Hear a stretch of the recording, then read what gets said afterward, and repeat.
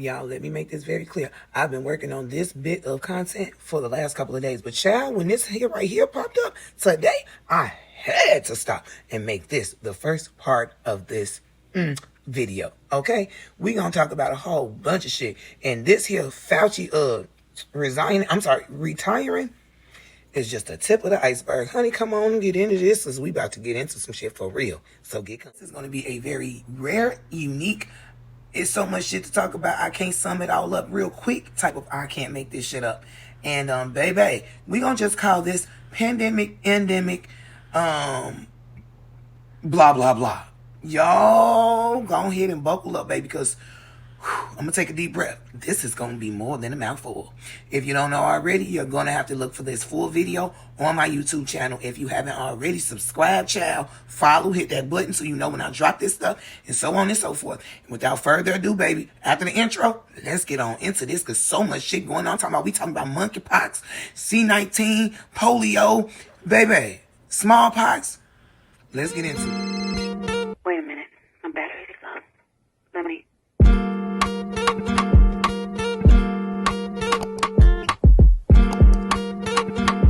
See it last like this, I mean, you already know what direction this whole situation about to go in. But wait, there's more. I believe we're living in our last days. Oh Lord, I hope not. I do too. So what makes you think we're living in our last days? All this different shit coming up. COVID, crime, monkeypox. What the Frappe? Monkeypox. What the Frappe? Monkeypox. What the Frappe? What the Frappe? No, it's kind of disease. On a federal health officials boosting supply of the monkeypox vaccine because of a surge in new cases. They're up more than 30% in the last week alone. And our Tanya Rivera is here with the latest to control this worsening outbreak. Tanya, good morning. The numbers going in the wrong direction. They certainly are. Good morning, Tony. There are now more than 14,000 cases of monkeypox in the U.S. And while the government is vowing to ramp up vaccine supply, many people at highest risk say they're still having a hard time finding appointments.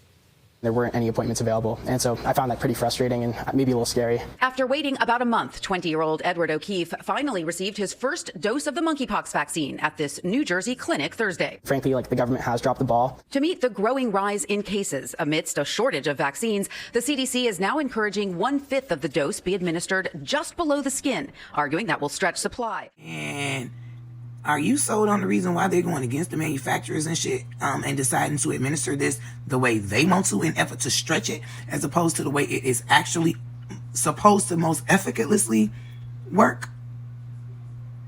I'm just saying. Okay. Because just hear me out. If we go and follow along with the way, your government is handling this shit, it's basically like, well, it's better to have a little bit than to have none at all. But what happens if that little bit still ain't enough and you still not protected? And again, according to Walensky, and we know damn well her information is sketchy at times, you're not even out of the clear until you've had the second dose. So if they giving you both doses in micro doses, then does that really count as a dose? I'm just confused. I got a lot of questions and they don't seem to want to answer none of them. Well, they are, but I don't like their answers. Okay, y'all, I'm sorry.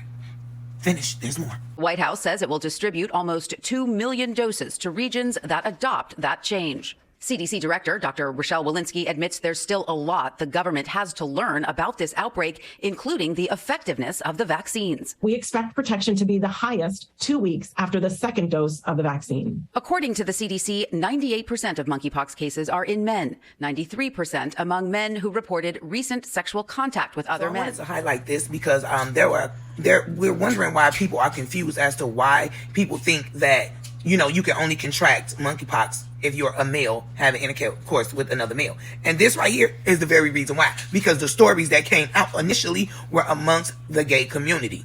Specifically, men sleeping with men. So, if you want to know why we thought that, this is why.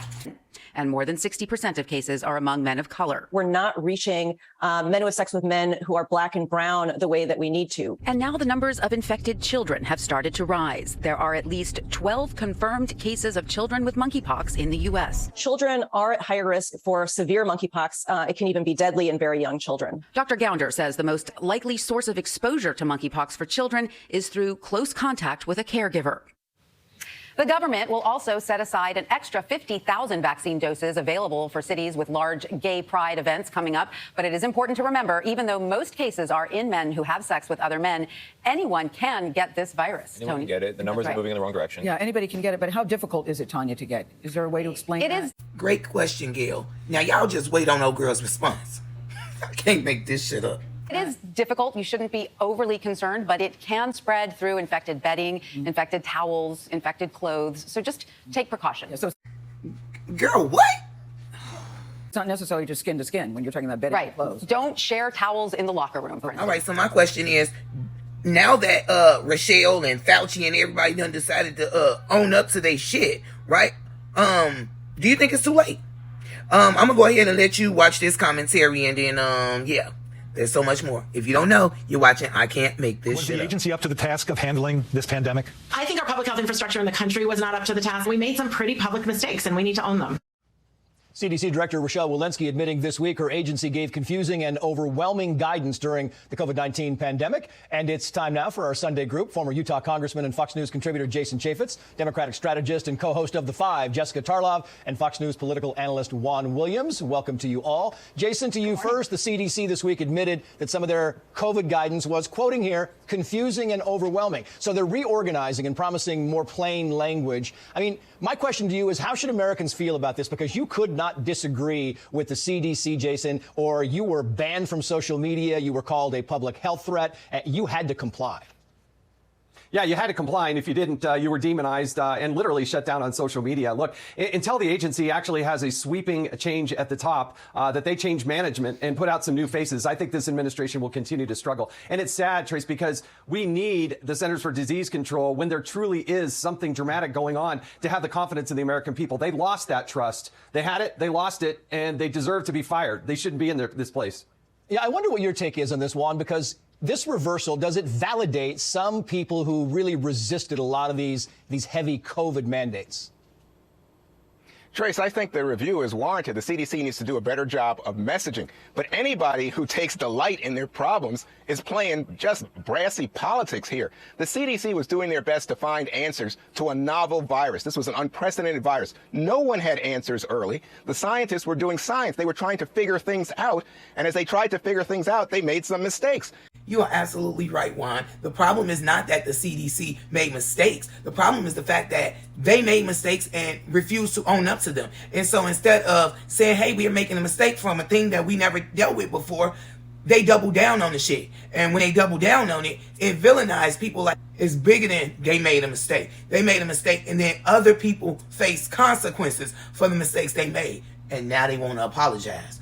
Well, hold on. I'm going to let Brother RZA sum this all up real good. The CDC is pledging to do better, admitting it botched its response to the COVID pandemic, including confusing and shifting public health guidance and a slow release of critical data. That from CDC Director Dr. Rochelle Walensky after an internal review, and amid concerns about the agency's ability to tackle monkeypox and the reemergence of polio. Our public health infrastructure in the country was not up to the task of handling this pandemic. We made some pretty public mistakes, and we need to own them. And joining me now is Dr. Anthony Fauci, Chief Medical Advisor to President Biden and Director of the National Institute of Allergy and Infectious Diseases. Dr. Fauci, thank you so much for being with us. Good to be with you. Thank you for having me. Well, I want to ask you first about a sister agency, the CDC. I know you're loath to criticize other agencies, but they have been so self-critical. Dr. Walensky, in an extraordinary statement, a scathing report that she herself commissioned, saying that from top to bottom there are really major changes. Is the agency up to those kinds of changes? I believe so, and I think they should be commended in the fact, particularly Dr. Walensky, realizing and recognizing the shortcomings that have been there for quite a long time, long antedating Dr. Walensky's tenure. And I think it was the stress and the challenge of a historic pandemic that brought some of those deficiencies into sharp relief. Making sure you get all the brownie points your ass can get before you leave, huh? Because we're expecting in a couple of weeks that this booster for the Omicron subvariant is going to be available. First of all, is it in time? Because this subvariant just went viral a couple of months ago. And by the time this booster is available, will there be another mutation that we have to worry about? That's the message that you have to get out, isn't it? That there is such a difference in the degree of illness. Because so many people did get COVID because of this Omicron subvariant, this BA.5. And so they said, well, I'm fully vaccinated, I'm double boosted, how could I get it? You know, and then some people take Paxlovid and then get a bounce back, as the president did. So people began to feel, well, maybe these vaccines are not that important. But what you're pointing out is so important that they're not going to the hospital. Well, Dr. Fauci, let's talk about polio. How could polio be reoccurring in our country in 2022? And how concerning? Well, what we need to understand is that the polio that we saw in this individual in Rockland County who had paralytic polio is a vaccine-related polio. And let me explain what I mean, is that the original Sabin vaccine, which is a live attenuated vaccine, has in it multiple different types of the polio. One is a type 2, which is a virus that when you vaccinate someone with a live attenuated vaccine, it can be excreted in the feces and get out into the environment, and it could revert to a more pathogenic form.